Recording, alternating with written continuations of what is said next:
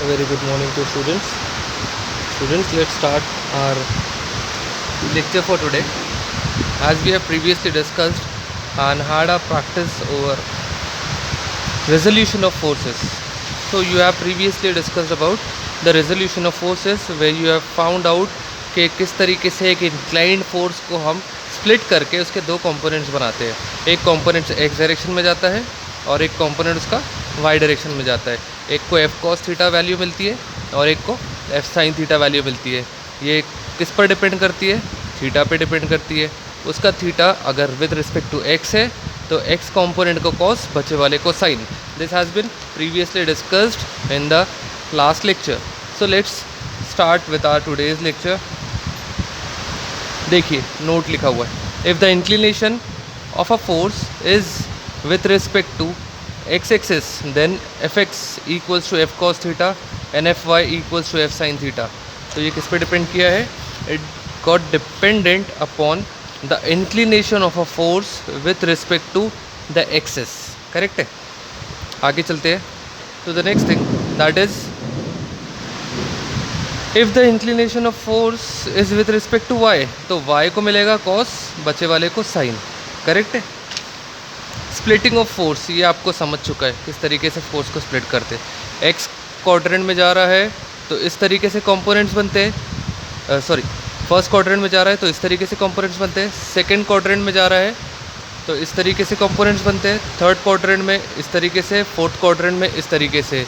हो गई है बात इस पर प्रीवियसली हमारी. आगे चल सकते हैं हम. नेक्स्ट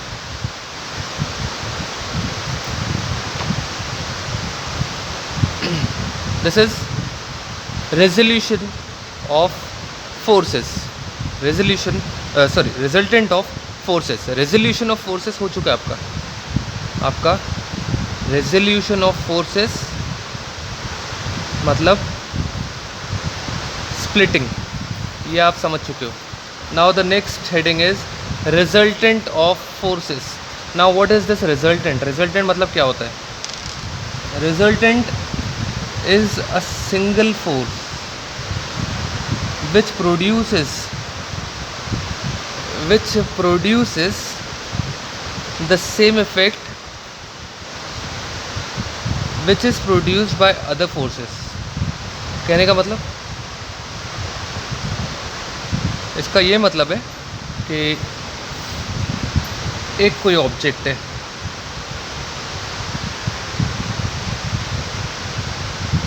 अगर उस ऑब्जेक्ट पर सपोज़ ये भी एक फोर्स आ रहा है, ये भी एक फोर्स आ रहा है, ये भी एक फोर्स यहाँ से निकल के जा रहा है, यहाँ पे से एक फोर्स निकल के जा रहा है, तो ये F1, F2, F3, F4 अगर ये फोर्सेस एक बॉडी पर लगे हुए हैं तो resultant is a single force which produces the same effect as the number of forces are producing.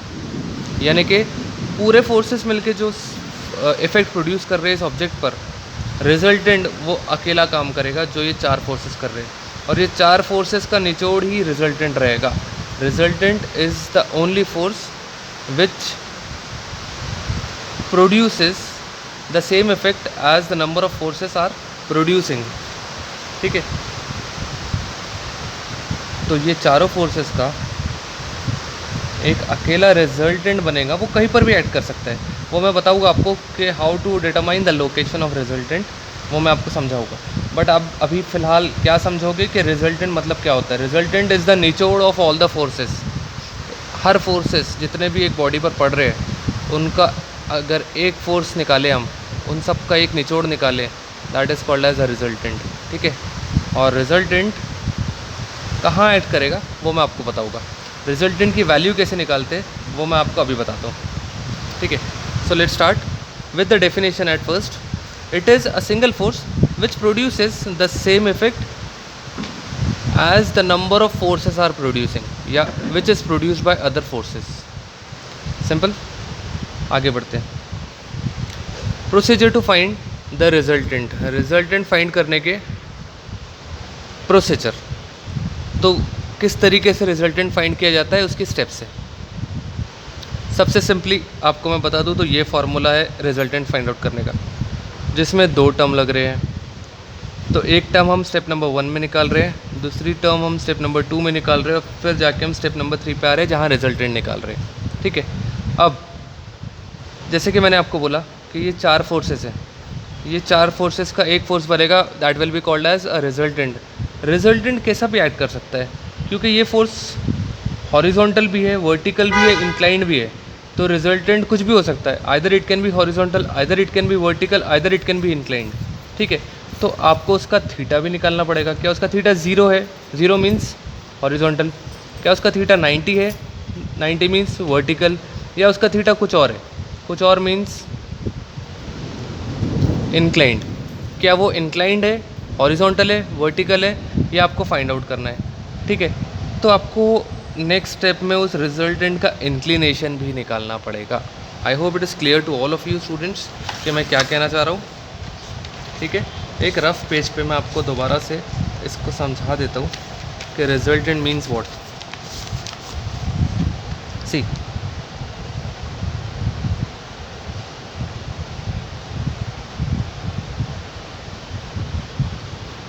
Forces कैसे कैसे होते हैं पहले मैं आपको बता देता हूँ। कॉन्करेंट होते हैं, नॉन कॉन्करेंट होते हैं। ठीक है, अगर देखिए रिजल्टेंट किससे बन रहा है, बहुत सारे फोर्सेस का एक निचोड़ रिजल्टेंट होता है। ठीक है, तो फोर्स सिस्टम से आपको मिलेगा रिजल्टेंट। तो अगर फोर्स सिस्टम ऐसा है F1, F2, F3, तो इन तीनों फोर्सेस का जब एक रिजल्टेंट बनेगा, क्योंकि ये फोर्सेस कॉन्करेंट है तो रिजल्टेंट भी यही से निकलेगा। तो इस केस में location is not required to find out. Correct है, location is not required to find out. क्यों? क्योंकि पूरे फोर्सेस जब एक ही पॉइंट से निकल रहे तो ऑब्वियसली रिजल्टेंट भी इसी पॉइंट से निकलेगा। I hope this is clear. तो रिजल्टेंट की लोकेशन निकालने की आपको इस केस में ज़रूरत नहीं पड़ेगी, लेकिन सेकेंड केस जहाँ पर फोर्स सिस्टम नॉन कॉन्करेंट है, जहाँ पे फोर्स सिस्टम नॉन कॉन्करेंट है, ये F1 निकला है यहाँ से, ये F2 निकल रहा है यहाँ से, ये F3 यहाँ से निकल रहा है। इस केस में जब रिजल्टेंट आप निकालोगे तो रिजल्टेंट कहीं से भी पास हो सकता है। और क्योंकि पूरे फोर्सेस हॉरिजॉन्टल नहीं है, क्योंकि देखिए अगर पूरे फोर्सेस हॉरिजॉन्टल रहेंगे तो रिजल्टेंट भी हॉरिजॉन्टल रहेगा, अगर पूरे फोर्सेस वर्टिकल रहेंगे तो रिजल्टेंट भी वर्टिकल रहेगा। लेकिन क्योंकि कुछ फोर्स हॉरिजॉन्टल है और कुछ फोर्स इंक्लाइंड है तो रिजल्टेंट कैन बी एनीथिंग। तो उसके लिए आपको क्या निकालना पड़ेगा, आपको थीटा निकालना पड़ेगा।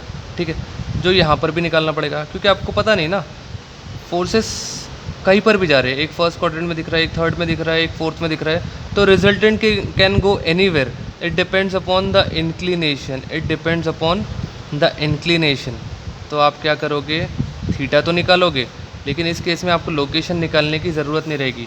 इस केस में क्या होगा, आप थीटा तो निकालोगे ही निकालोगे, लेकिन साथ साथ में आपको लोकेशन भी निकालना पड़ेगा। Location is also required to be found out. I hope it is clear. I hope it is clear students. First case जो कॉन्करेंट वाला है उसको देखिए, 3 फोर्सेस है, उसका एक रिजल्टेंट बनेगा। क्योंकि पूरे फोर्सेस एक पॉइंट से गए थे, रिजल्टेंट भी उसी पॉइंट से निकलेगा। एंगल क्या रहेगा उसका वो हमें निकालना पड़ेगा। लोकेशन निकालने की ज़रूरत है क्या? नहीं, क्योंकि ओरिजिन सभी का सेम है। यहाँ पर फोर्स सिस्टम दिया हुआ है, आप इन पूरे फोर्सेस का एक फोर्स निकालोगे, that will B resultant which can go anywhere, depends upon the theta. आप थीटा निकालोगे, ठीक है, और यानी वो ऐसा भी जा सकता है, ऐसा भी जा सकता है, ऐसा भी जा सकता है। रिजल्टेंट कैन गो एनीवेयर, ठीक है। तो उसके लिए आपको किस चीज़ की ज़रूरत है? एंगल की ज़रूरत है। तो आप एंगल तो निकालोगे ही निकालोगे, साथ में ये पॉइंट कौन सा है, क्या वो यहाँ से निकल रहा है, क्या वो यहाँ से निकल रहा है रिजल्टेंट, क्या यहाँ से निकल रहा है? तो आपको रिजल्टेंट फ्रॉम ओरिजिन पॉइंट निकालना पड़ेगा। रिजल्टेंट फ्रॉम ओरिजिन आपको निकालना पड़ेगा, दैट मीन्स लोकेशन उस रिजल्टेंट की आपको निकालना पड़ेगा। I hope this is clear students. आप जब इस पर न्यूमेरिकल सॉल्व करोगे आपको और भी क्लियर होते चला जाएगा। So let's move on.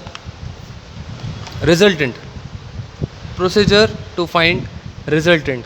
सबसे पहले आप क्या करोगे, जितने भी फोर्सेस है उनमें से वो फोर्सेस कलेक्ट करोगे जो एक्स डायरेक्शन में जा रहे हैं।